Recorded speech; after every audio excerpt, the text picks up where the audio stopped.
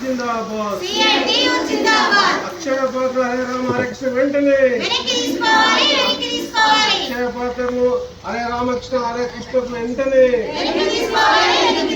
అక్షయ పాత్రను హరే రామ హరే కృష్ణ ఇవ్వకూడదు.